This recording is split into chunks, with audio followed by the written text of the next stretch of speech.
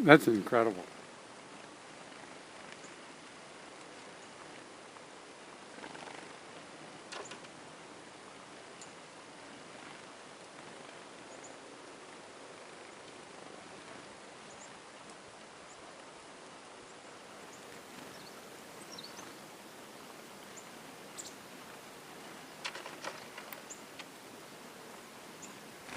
That is trust. That's the longest the bird ever sat, and it was right in your hand.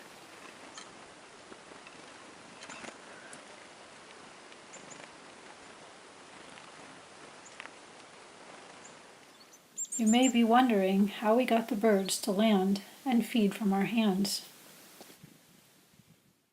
Making friends with black-capped chickadees is similar to making human friends. Let them get to know you by doing the same things that they enjoy. Every day, after I put seed at the feeder, I would sit nearby so the birds could get used to my presence. It's important to locate your feeder near a tree or a bush so the birds will have good visibility and a safe place to perch while they wait their turn. Birds have good reasons for being wary.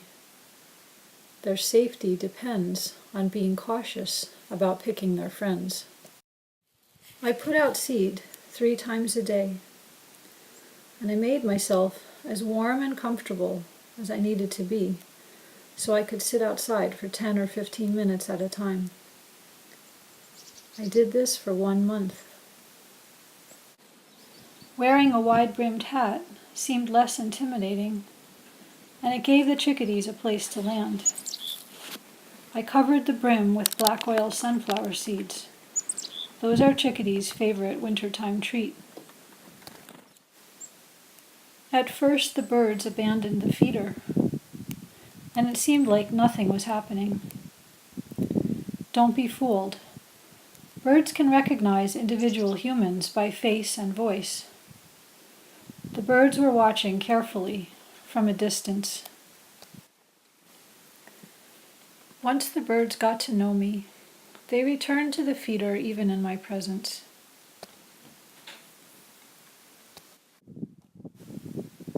Whenever I went out to put seed at the feeder, I tried to walk with care and awareness. I didn't want to chase them off, like a car rushing through their neighborhood.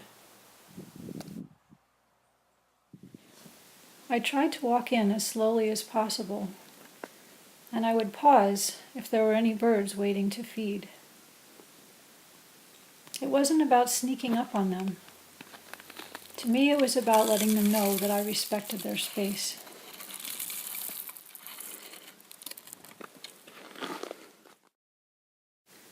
Birds gather at dawn to sing their morning chorus. You be there too. Be there on the cloudy days. Be there on the spectacular days. Become a part of their routine, and they will notice you.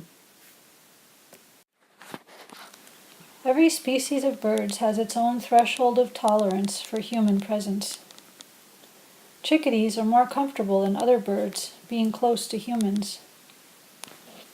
No matter how slowly I walked, the other birds would fly away when I approached the feeder.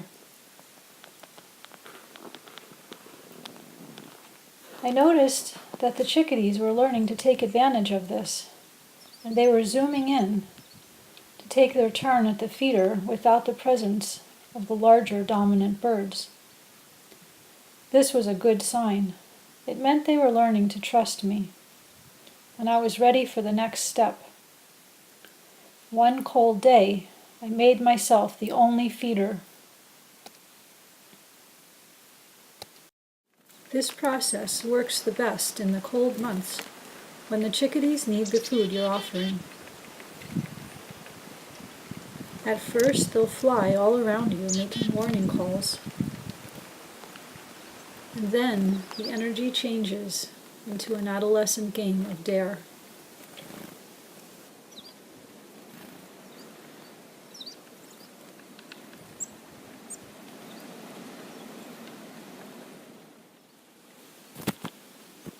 At this point, I sat outside for an hour at a time, 3 times a day, for 3 days. It was a lot of fun. During those 3 days when I was outside, I was the only source of birdseed. Of course, I put the seed back at the feeder when I was inside getting warm, and that way all the birds could eat. After this 3-day intensive, I didn't have to take the seed away from the feeder anymore. I would just fill the feeder as usual and go to a separate place to become the chickadee bird feeder. Chickadees are by nature friendly and curious, and they seem to enjoy having a feeder all their own. Once the chickadees will land on you regularly, it's time to invite your friends. Throw a party, have a chickadee festival. Give everyone a camera, and tell them to think happy thoughts. Cameras help people to be patient when standing still for long periods. But of course, there's always the one wise guy chickadee that wants to land on the camera. Yeah.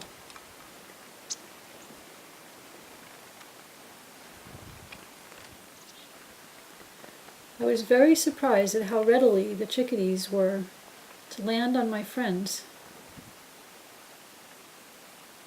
These were all people with a great attitude, but none of them had done the work of sitting outside regularly for weeks like I had.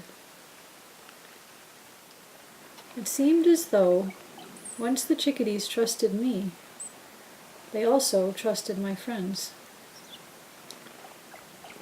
They were just as happy to have a party as we were.